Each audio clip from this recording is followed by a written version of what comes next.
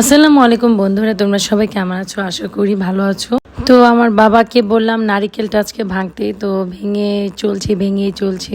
তো নারিকেলটা ভাঙার প্রসেসিং কাজ শেষ।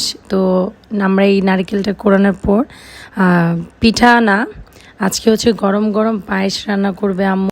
বাহিরেও অনেক ঠান্ডা বাতাস বয়ে যাচ্ছে, তো এই ঠান্ডা বাতাসে যদি আমরা গরম গরম পায়েস খাই ভালো লাগবে।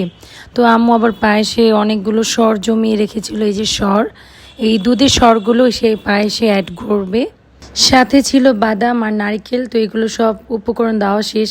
তো এখানে আমরা আবার হচ্ছে পোলাও চালটা ফুটিয়ে নিয়েছি, চিনিগুলো অ্যাড করে দিচ্ছি।